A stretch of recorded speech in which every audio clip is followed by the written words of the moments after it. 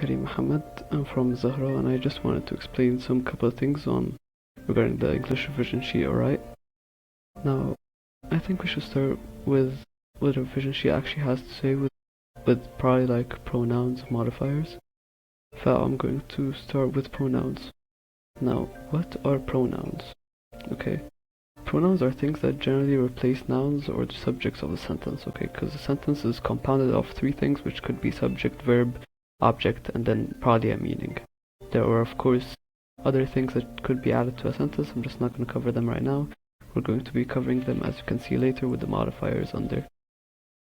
Oh, by the way, these are cheat sheets. This is how I'm going to solve things. It's my information. So I've tried to make sure that most of these are incorrect, but please know that some of this information could be incorrect, and I'm sorry for that. Okay, so first let's start with some things. The pronouns. Okay, there are many types of pronouns: subjective, objective, possessive, reflective. But for this quarter, we're going to be focusing on subjective, objective, and possessive. Like, we're not gonna cover possessive that much. I don't think much of the questions are going to come on it, but just in case we could have it, it wouldn't take us much time. We have subjective, which is I, you, he, she, it, they, we. Now, when do we use subjective pronouns? Subjective pronouns are used when we're doing a verb, like I am currently talking, I am studying.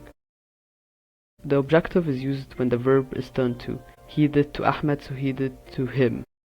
Or like Ahmed did to this guy, so it would be Ahmed did to him. Because he would be the object in the sentence, the verb would be done to him. Now, possessive is really simple. It's basically showing when you possess an item. When you have the item is yours, so you'd say this is mine. This sheet is mine, this pen is mine. Let's say this bag is yours. Any of these, depending of like if they actually have the object. There is of course possessive s. You could also use that. Now, I think this covers the subjective and objective pronouns.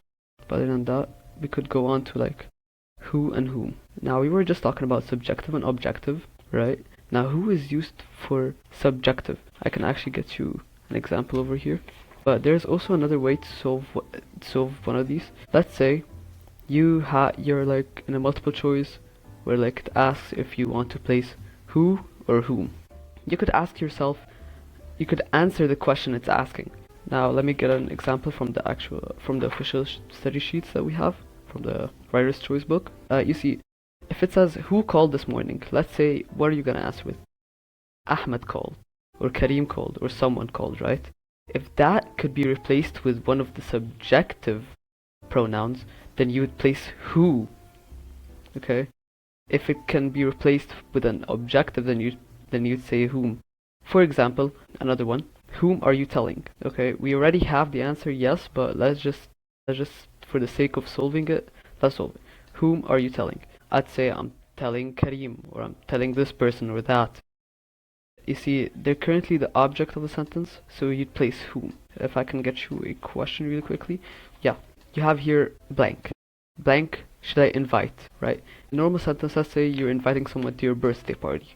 You'd say, should I invite Sarah or whatever, right? Sarah is currently an object. You'd say, whom should I invite? Does that make sense? I hope so. That's personally my way of solving it. Another thing that we can also talk about is than or as. Okay, than or as has their own rule regarding the pronouns, whereas they have a case called the comparison pronoun. Okay, let me also get their sheet really quickly. Okay, you see, let's say in a very nice example over here, it's always implemented that he's Tony angered Dana more than I. That's why you'd use subjective, because you see over here it's talking about how, of course, by the way, there's than over here. That's the than or as rule. It means that like I angered her. Like it's supposed to be where this part is removed. It's removed from the sentence. That's why it's subjective. But you see, this is called overall the comparison case, where it's than or as. If they are present in a sentence and if they are comparing something, then you'd use subjective. Other than that, of course, we have, of course, object of preposition. anything coming after a preposition, I don't have a list for those sadly, but anything, yeah, you could search them up. I really advise you to search them up because anything coming after a preposition would be called objective preposition, where you'd use the objective, which is me, you, him, her, it, us, them. Okay? Now, appositives have a really nice game to them. I think it's one of the more entertaining ones, or not entertaining, it's one of the more confusing ones that could come on the test. The pronouns inside of the appositive phrase depend solely on what the appositive is describing. Now, this one would really need an example. This is why I got its own sheet or whatever. The page is 639. I have it written for those who want to actually practice it. You see here it says, candidates, she and Mr. Gomez will run for the office. You see how she and Mr. Gomez refers to the candidates? The candidates here is a subject, because if we remove this, if we remove completely she and Mr. Gomez, the candidates will run for the office. They are the ones doing the verb, which is going to be running for the office, obviously. So in this case, it would be a subjective, because it's describing the candidates, which is already a subjective. You see how it completely depends on what it's describing? For example, where is another one where it talks about the objective case? The crowd favored the local pair. Here, the local pair is not the one doing the verb.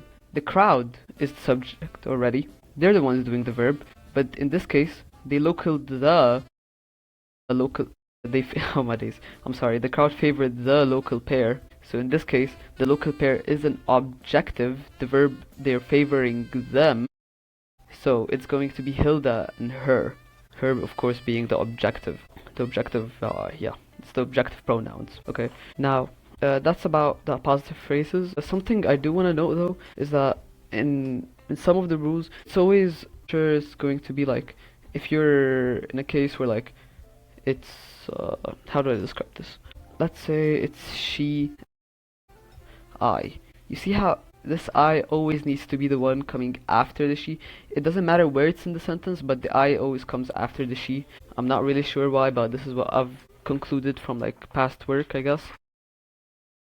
Let me get something else. Oh, by the way, you should at least have like some sort of general idea about the indefinite pronouns, because some questions, tricky questions, would come about like, oh, in their plural form or in their singular form or possessive form. So here it is. If you do want to take a screenshot, these are all the indefinite pronouns that could come on our test. Some really important ones. Some of the ones I'd really look out for is each, either, and neither, of course. Everybody comes a lot. Someone, yeah. There is also another one that I'd like to add. It's called one. Wait, I'm sorry. Yeah, it's one. Because like one, oneself. I think it's the same in both plural and singular form. Of course, anyone, plural. Yeah, these are always plural. These are singular or plural, depending, I think, on context, maybe. And this is always singular. You should always treat these as singular. But these are some of the indefinite pronouns that I'd really recommend at least knowing what they look like. Now, ambiguous pronouns are really interesting, and I think they're really hard out of the whole bunch out of these. You see, if it's not clearly stated, then it's going to be an ambiguous. And what do I mean by that? The pronouns must point to something that's already existing within the sentence. It cannot get you to like wonder what it's talking about. To have an example about this, of course I have a sheet for it. Of course, I'm going to be going with this one specifically because it's the most simplest example that we can talk about. I think that's it's just the simplest that we can talk about, okay? Earl wants to be a doctor because it interests him. Of course, being a like the doctor itself does not interest him. What interests him really is like the actual field, the biology. Maybe he's interested in like surgeon or like medicine in general. He's interested in the major itself. He's not interested in a doctor. That's why it has to clearly state medicine. We can have an example above. Katrina and Yuki were arguing, which started from a misunderstanding. See, what started from the misunderstanding? You'd say, oh, of course, the argument started, but see again, it never stated the argument started from the misunderstanding. So it has you really wondering, That's why it's called ambiguous, and you low-key fix it by, of course, adding. We're having an argument here. We started from it clearly states you basically fix it by getting the thing that was meant by the ambiguous pronoun. And I think that covers the most of it, yeah. As a recap, doing the verb makes you subjective, the verb being done to is objective. Here the subjective, objective, and possessive. Who is for subjective ones, whom is for the objective. We already went through tests where like you'd ask yourself the question, and depending on your answer, you'd know which one it is, which is whom or who. You have than or as, which is in the case of comparison pronoun would proceed with the subjective. Now again, be very careful with this. The comparison pronoun case needs to be there for it to be subjective, because there is going to be a following question in the revision sheet that tests this thing specifically. The pronoun following a preposition is an objective preposition. The appositive depends completely on what the appositive is describing. And the ambiguous, again, the pronouns must point to something already existing within the sentence. Now that sums up the pronouns, I believe. Okay. Now let's continue. We have comparisons. Okay. There are 3 degrees of comparisons. We have the normal adjective that you should have, which let's say is rough. Okay, I'm pretty sure the example in the book is rough. So the positive one is just going to be the normal one with no additions onto it. Okay, the comparative one would be when you're comparing between 2 people or between 2 things. Okay, so you'd say rougher. Okay, then you have the superlative, which you're basically saying that it's the best, so you have the roughest hands. Okay, now what you actually want to avoid, which is called double comparison that we're going to talk about, is when you have, let's say the comparison one could say rougher or more rough. Of course, more rough is here incorrect. I think it is incorrect because you already have the word rougher, so this would be cause redundancy. You could like deplete or like remove the redundancy by just making it rougher, but let's say in general you have both of them at the same time. You have more and rougher. You cannot have those in the same sentence. This causes something called a double comparison, which is again redundancy of words. Now in the superlative form, you'd say, remember how we just talked about having the roughest hands? Yeah, what about most roughest? That's again a double comparison. You cannot have that, that's redundancy, so you'd remove one of them. You either have the most rough hands or just the roughest alone, okay? You also want to note something called irregular comparisons. Here is the page for them in case you want to screenshot it really quickly. Something you want to know, I think these 2 are not going to be tested as much. Of course, if you do want to learn them for your own case, they're going to be very useful down the line, whether you're taking EST or SAT. Good, better, and best, of course, are very, very nice to know. These 2 are the same. Bad and badly and ill are all the same, so it's always good to know at least the general idea of each. I think if I had to like memorize some of them, I'd memorize good, I'd memorize bad, I'd memorize little, and maybe like much or many. You just want to at least have one of each category, so you can at least categorize them or like know the general idea of each. Okay, that's my idea about those. Now, incomplete comparisons. Okay, incomplete comparisons could happen when you're not sure of like what you're exactly comparing, or like imagine how the ambiguous was if it was a comparison. Like, let's say you're comparing the 2 same things. Let me just get the page really quickly over here so I can get you guys an example before there we go.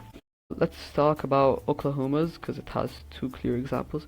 You see, the population of Texas. The population of Texas is greater than Oklahoma.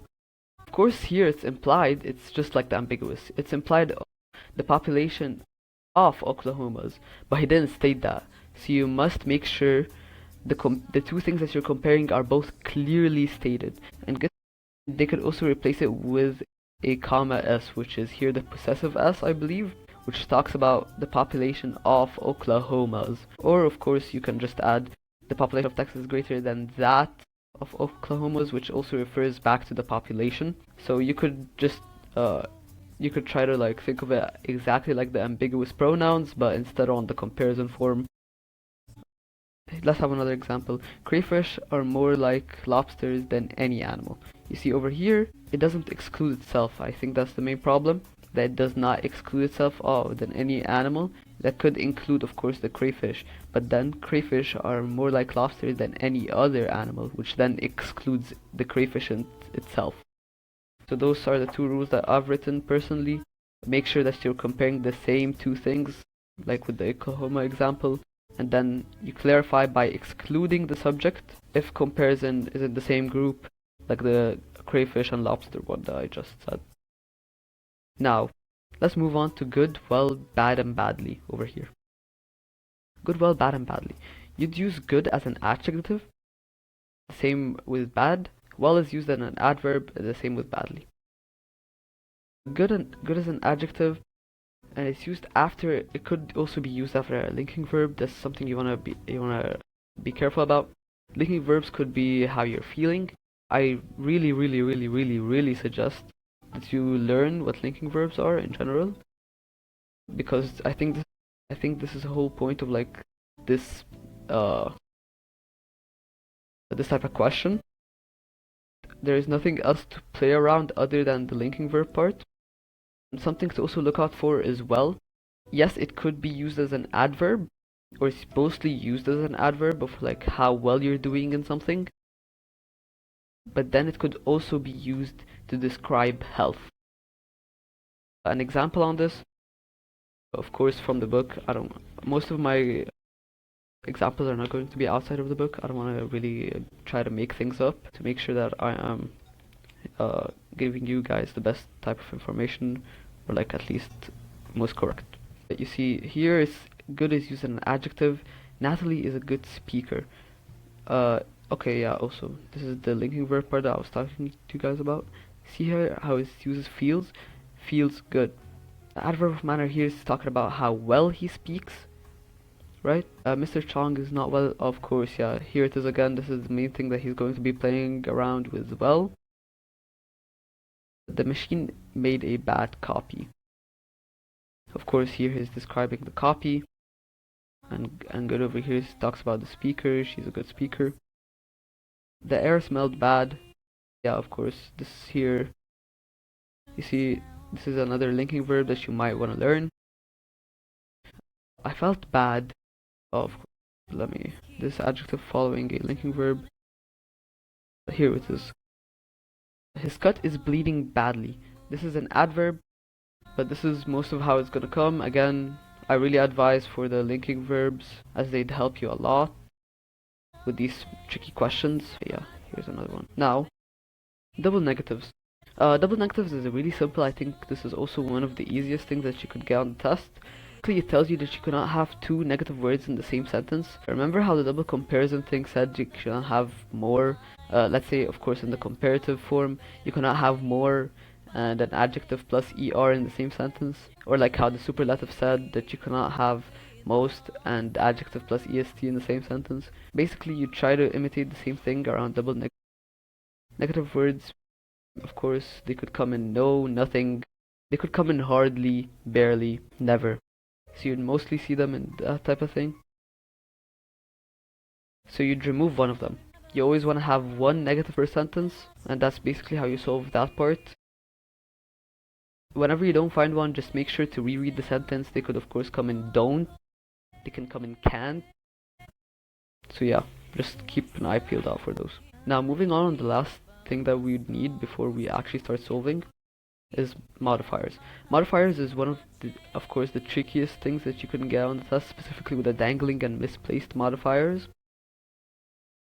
Modifiers can start with adjective, adverb, conjunction, relative, infinitive, and gerund. Now, something you actually want to understand about these is that they describe or add information. Most of them come in commas, I believe, but in the case they can also come in like mid-sentence. It's very normal. The word modify itself means to change or tweak features. for the modifier to be correct, it must come before or after what is modifying, okay? It also has to make sense within its context, and it has to be clearly and logically describing a specific word which is going to be after or before. Now, before we go on misplaced and dangling modifiers, I want to talk about the doer. Remember how we talked about someone who gets the verb, someone who does the verb, which was for the subjective. Here is the sheet. Doing the verb makes you subjective, right? So we could also call him the doer, or like any subjective could be called doer of the verb. This is not, of course, like official things. This is just things that I made up to make things simpler for myself, or like studying in general, or for comprehension, whatever you wanna. The doer is someone who is doing any type of verb. Okay, and this is going to be this thing to understand, like, how about this? To understand whatever I'm going to talk about next with the misplaced and dangling modifier, you need to know what the doer is. The misplaced modifier is all about the modifier is not near what it's supposed to modify, which is the doer, of course. It could come after, it could come... I'm not talking about after, which is at least near. I'm talking about like sentences behind, words behind, so it looks like it's modifying something else completely. So it doesn't stick to the word which is exactly after, or like the doer, which is supposed to modify. Now the dangling modifier is a bit different, but it's also around the idea of the doer, right? The modifier is there. You have the modifier there and everything here is correct, everything is fine. But the doer is not there in the sentence, not even like remotely there. The misplaced one, you'd find the doer somewhere, but the modifier is not near it, where the dangling modifier, you wouldn't find the doer at all. It's not even in the sentence. So therefore the modifier is not even modifying anything, it's just an incomplete sentence, and no doer is found, right? I think this covers about everything with language uses. Again, this is just my explanation of things.